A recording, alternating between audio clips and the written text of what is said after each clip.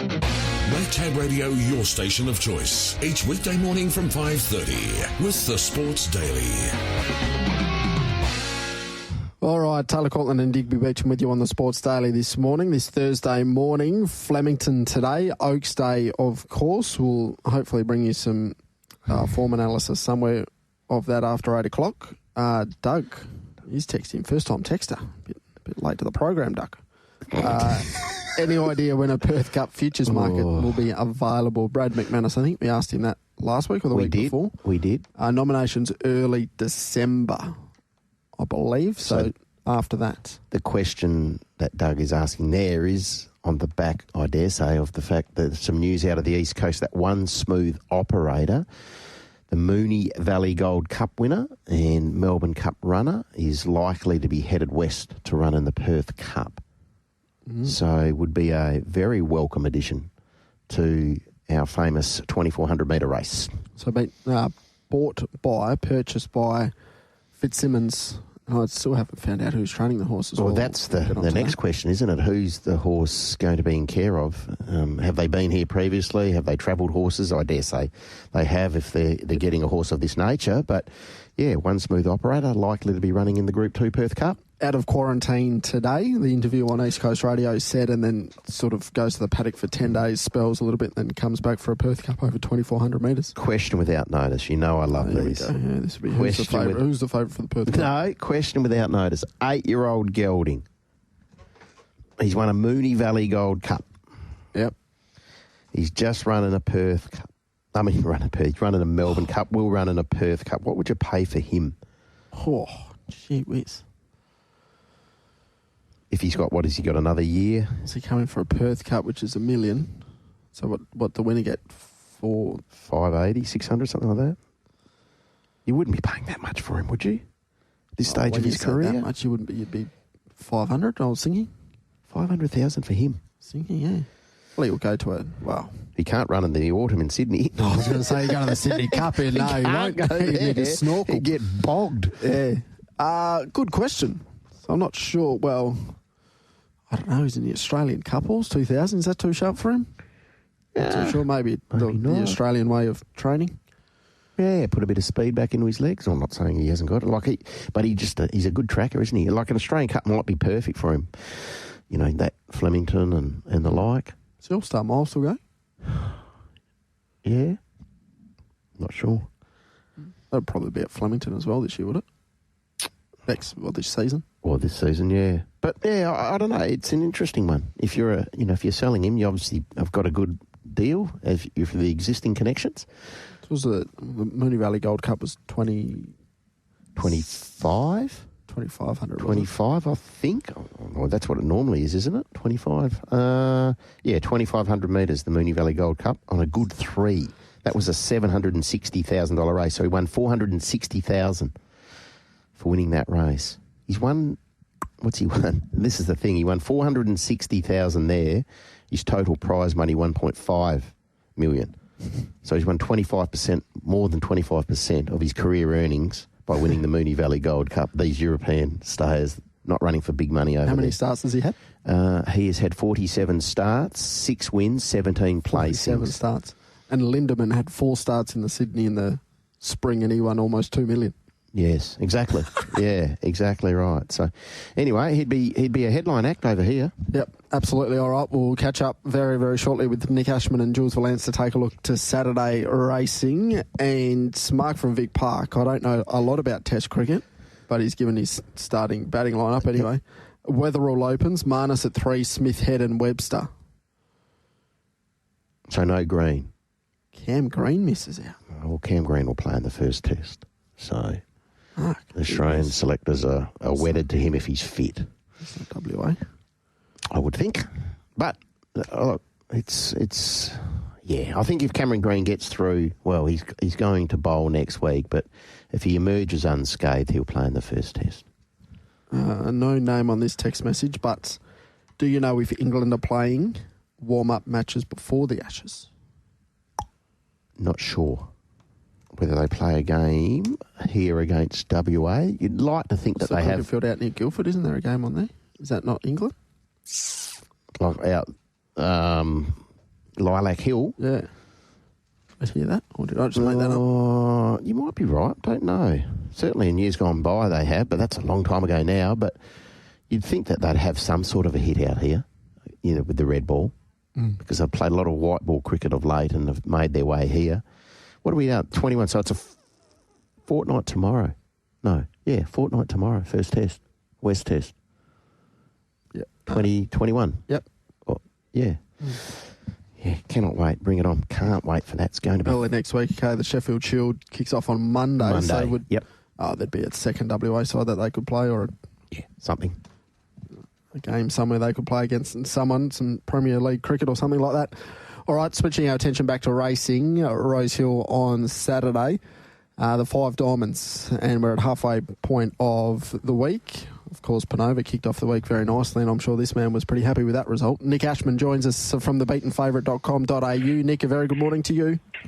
Yeah, good morning. Yeah, it was great to see her win Derby Day race 1 last Saturday. Was morning, I think. Yeah, it was. It certainly got me up and about. She's a very promising filly. I think you'll see her in Group 1 races in the autumn, maybe the Surround Stakes for Chris, maybe even a Coolmore, something similar to Lady Shenandoah. Although I suspect in time she might make more of a sort of mile, 2,000-metre horse, whereas Shenandoah is probably more of a sprinter miler. How did you come away from not only last Saturday but also Tuesday? Yeah, look, I mean, I got on here a couple of weeks ago and was half, potting our service, but we've had an absolute fill-up in the last couple of weeks, guys, so it's been very, very good. Last Saturday, I think all 3 tips, Panova, She's Alibi and Centaurus all won at Flemington. And then we had the Cups double back in September after Half Yours won the Naturalism. We took him at $67 to do the Cups double. So that came off on Tuesday as well. It was just a very, very good day. So we're miles in front of the legend now, I'm told, although Sean hasn't given me the official update. We're miles in front, so we'll finish the year in profit again. And I've got to say, it was looking murky for a while there. So very, very good. Unfortunately, on Tuesday night, I got a little too excited and, tied one on, and I was in all sorts of pain yesterday. You bounced back, though? Well, not as well as I used to, but it's Look, I'm feeling a lot better today, so I'm back in the office today after a little bit of a mini let up there yesterday, watching the Carnival Cup on the couch. Fair enough. All right, what do we need to focus on the weekend? Yeah. Rose Hill, where's that? Rose Hill, what's that? We race at Randwick all the time, don't we? Yeah, I know. Well, they're doing their best anyway, but we'll see what the future for Rose Hill holds. Look, it's interesting. There's potentially some rain on race day. I don't know if it's going to be a real lot. Just keep an eye out on the irrigation that they decide to put on. They've really got the watering of these tracks right in the last sort of couple of months. So I was pretty critical of them for a while there, and I think, I don't know what's happened, but they seem to be getting it right at the ATC. And if they get the irrigation right, the track should play just a bit off the rail. So you probably want to be in lanes 3, 4 and beyond. The danger is that they don't irrigate and we don't get the rain on race day, and it ends up pretty hard deck, in which case you're going to want to be forward of midfield. So just keep an eye on that. But let's do our best. Let's assume they get it 100% right, which I think they will. It's going to play a little bit off rail. We'll go to the 5 Diamonds, the feature race. Now, Transatlantic's Airborne done absolutely nothing wrong. Won the 2-rack, won the 5 Diamonds prelude, and is a deserved favourite for the race. But he's got his work cut out for him. He's got to come across from an outside gate. He's got a bit of speed drawn underneath him, most notably Rise at Dawn. And I just felt that, I can't believe I'm even tipping this horse, and you guys are going to laugh, but Militarised showed something last start, finally. His run before that was actually okay. I think if you go and watch a replay of the Hill Stakes behind Lindemann, he probably should have finished at least a length closer. And before that, he was, taking on Pericles, Private Eye, Fangirl, etc. I just think what we saw last time, when I look at the figures that Lindemann's been producing this campaign, I reckon he would have been competitive in a Cox Plate, Lindemann. But they took the smart option with being a gelding. They just beat up the second-tier horses for a lot of prize money in the Hill Stakes and that. And I just think Militarised, maybe this is finally when he can step up and be counted. So I'm pretty sure Joe Maria has ridden this horse on 4 occasions, and he's won them 3 times. The last time he rode him was in 2023, the Caulfield Guineas. It wasn't one of Joe's best rides, but he rode him that day. And before that, that's me being diplomatic because I've got on the sauce on Tuesday night. I just don't have it in me to stick it to someone. But let's be honest, I can't use the word I want to use, but it was a terrible ride. But his rides before that on this horse are unreal, including the Golden Rose. So he's got a good affinity with his horse. He jumps back in the saddle. Around that $8 mark, I'd be having something each way on Militarise, and I can't believe I'm saying that.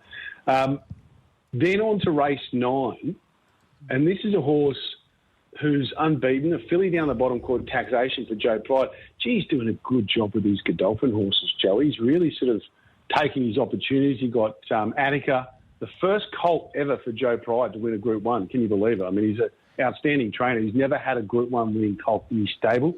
He prides himself on probably older stock and sprinters, particularly those older geldings. That's what he loves, everything from Rain Affair to Terra Vista. That's his wheelhouse, those older geldings. And here he is a couple of weeks ago winning a spring champion with a colt, and now he's got this filly called Taxation, 2 from 2. She's done it on the dry. She's done it on the heavy. She's got plenty of upside about her, and I just think she sneaks into this race with a chance to make it 3 from 3, and she might be destined for bigger and better things, guys. She looks like she could be one out of the box. All right, that's race 9, number 11, Taxation at $4.40 with the Tab Touch. Race 8, number 7, Militarise at $8.50 with Tab Touch. Hopefully, Joe, after the Melbourne Cup, his arms aren't too sore after what happened with Land Legend there. Anything else, Nick? Not really. Look, obviously, all roads go down to Flemington really on Saturday. That's where most of it goes. And I don't know if you're talking to Jules or not, but she's a hustler in, I think, race 4 down there, the Matriarch? Yep. We're both pretty keen on him. If you are going to talk to him, I'll let him wax lyrical, but she looks like she's one on the way through. The rest of the day down there, he's got to be a bit cautious because there's that southerly wind which can really assist front runners in those circle races, 1,400 metres a mile. Yeah, all right. What? Just while we're on it, have you done your ratings for Tentoris and what he did in the Kumul? Yeah, he was awesome, guys. He's outstanding. As I sort of said, I think he'll prove himself to be the best sprinter in the country, I think, in the next 12 months. So just on Saturday, it's a little bit messy for him. He probably gets a wet track for the first time. We don't know how he handles it. Certainly not going to pot him, but just a bit of an unknown. And he's going to have that southerly breeze because he's drawn soft.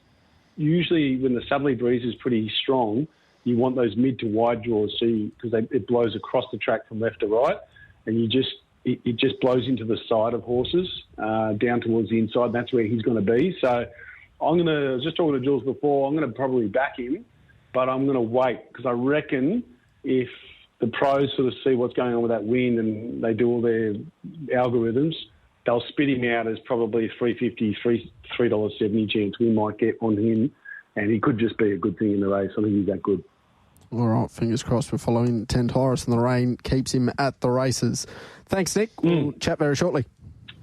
Talk next week, boys. All the best. Absolutely. There's Nic Ashman trying to get through the week there at Flemington, Rose Hill. Finally back at Rose Hill after quite some time. So we'll take a look at this meeting a little bit more in depth with Jules Valance with Foxcatcher as well. Touched on it a little bit earlier. That sprint is a cracking race. A mile, even better, I dare say. Then the Champion Stakes, of course, we get to see at the moment probably the best horse in Australia. Be a Sustina go around, but she should be winning that, you'd think. Yes, and she's a very, very short quote. If there's one race which is probably going to fall away, it's the Champion Stakes with all the, those distance horses and Cox Plate and the like, isn't it? So she gets a very, very suitable assignment to go bang. Yeah. Would that be fair? This is completely different to what she raced the other day. Was it a vintage Cox Plate? No, but Tom Kitten, there's a few in there that would have gone around at a pretty big quote in a Cox Plate. Would that be fair? We spoke.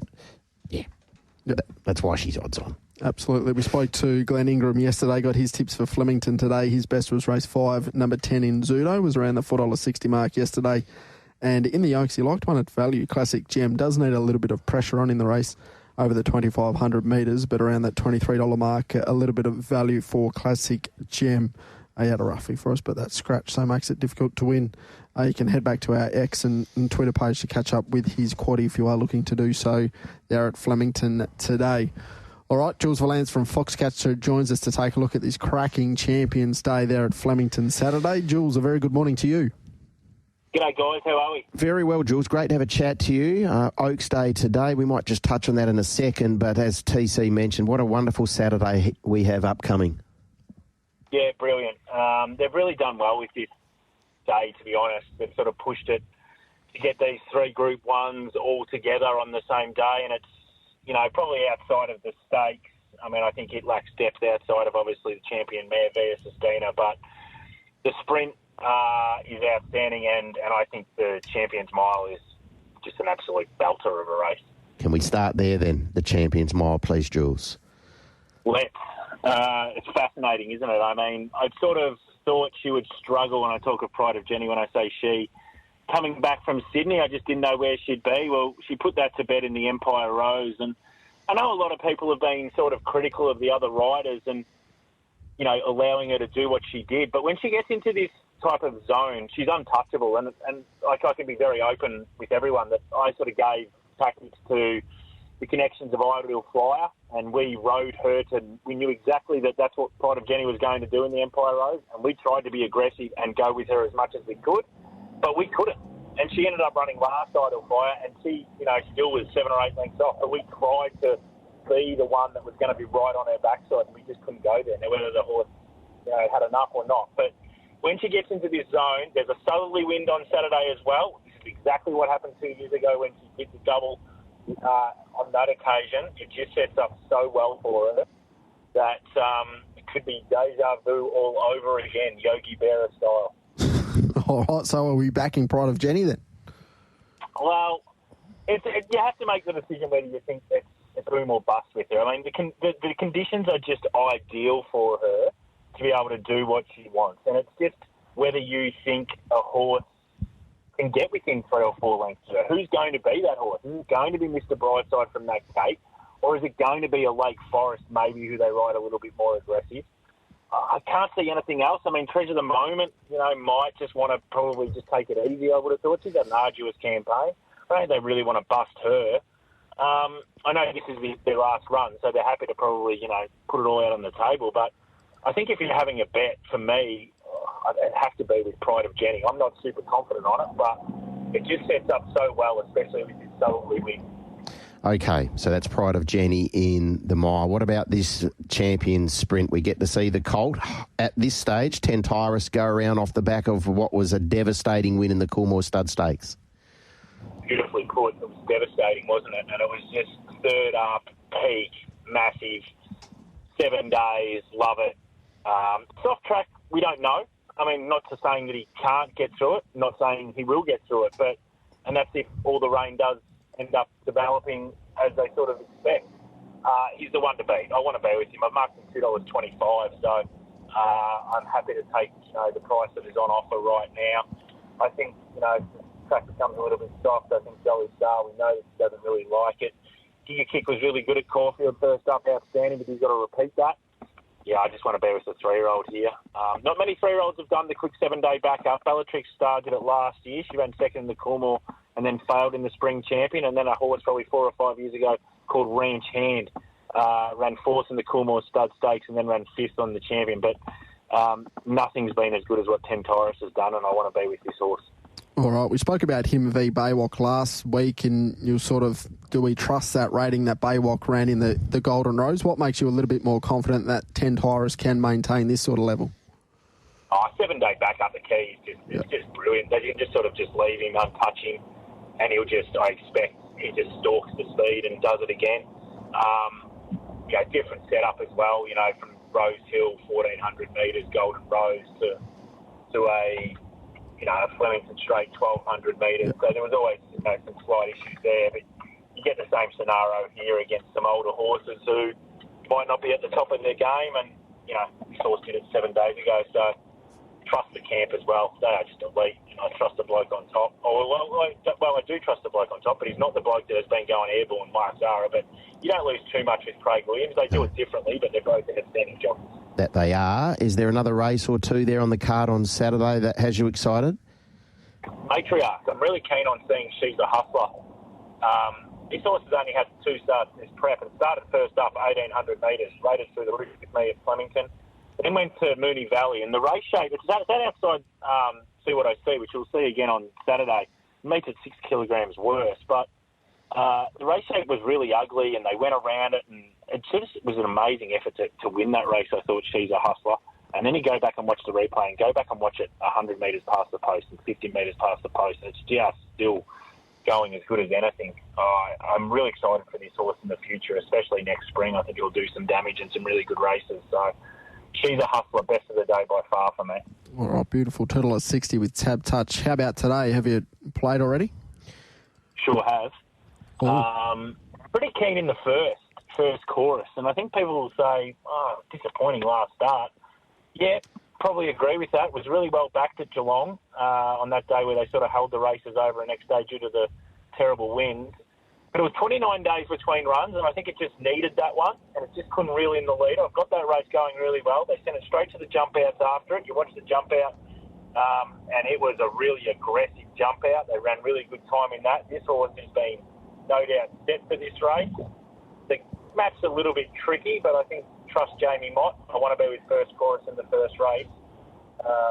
Since he'll run a really good race for us. All right, $4 with Tab Touch. And just before we let you go, Jules, is the favourite pretty hard to beat in the Oaks?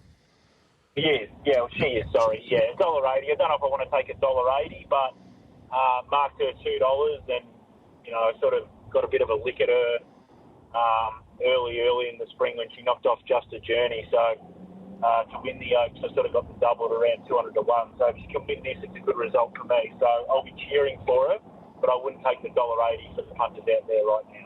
All right, fingers crossed that comes off. Enjoy the day. Enjoy Saturday. Thanks, Jules. Thanks, boys. Good on you. There's Jules Valance from Foxcatcher. Follow them on Instagram and all the social media stuff that you're up with, Diggers. Yes, yes, indeed. But he's very bullish about the colt, isn't he? Tyrus, really bullish. Mark him 225. He's around that 260, 270 mark. So you can understand that? Yes, you can. Yes, you can. Just a little bit of weather watch. Very much so. So yeah. Jules has marked it short. Nick thought he might drift with some of the conditions there, so I think we just sit on our hands. He's a street boss, isn't he? Yep. You think he'd handle a bit of weather, but why take a risk with a colt? He's already worth north of 20. Yeah. So anyway, we'll wait and see. Hopefully it's not too rain affected there on the weekend, albeit the bleak weather forecast would suggest we're going to be racing in Melbourne on a rain affected track. Yeah, well, he goes out for a spell. Worst case scenario, he comes back third up, hits a TJ, and then that's probably him done. Could well be. Then he's in the barn. Yep, absolutely. All right, we'll take a quick break here on the Sports Daily. Back after this.